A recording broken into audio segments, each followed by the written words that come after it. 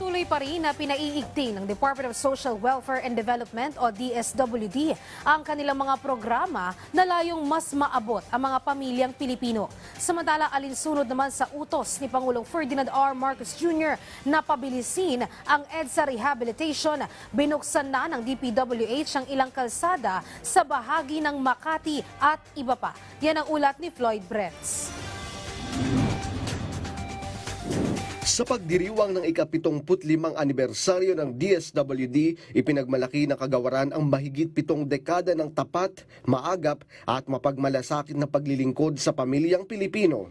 Patuloy na pinaiigting ng DSWD ang mga programa at serbisyo sa pamamagitan ng makabago at mas epektibong paraan ng pagtulong. Lalo itong nakatuon sa mga higit na nangangailangan at sa mga vulnerableng sektor ng lipunan. Kaagapay ng adhikaing bagong Pilipinas, nananatiling matatag ang DSWD sa pagbuo ng mas maunlad at mas matibay na lipunan kung saan bawat buhay ay mahalaga. Mas mababa ang bilang ng firework-related injuries sa pagsalubong ng bagong taon kumpara noong 2025.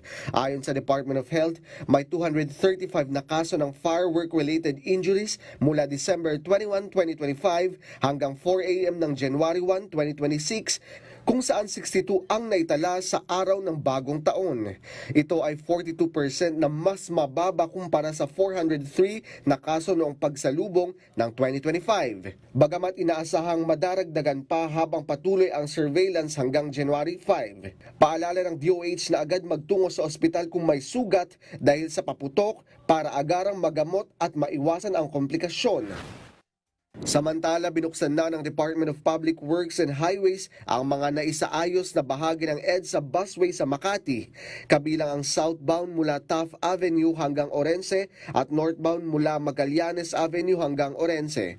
Alinsunod sa utos ng Pangulo na pabilisin ang EDSA rehabilitation, patuloy ang pag-aaspalto sa mga natitirang bahagi ng busway, kabilang dito ang southbound mula Taft Avenue hanggang Rojas Boulevard at northbound mula Rojas Boulevard hanggang Magallanes Avenue, kasabay ng paglalagay ng pavement markings. Simula Enero 5, isasagawa ang mga gawain mula 10 p.m. hanggang 4 a.m. para maiwasan ang abala sa mga motorista sa oras ng rush hour. Floyd Brents para sa Pambansang TV sa Bagong Pilipinas.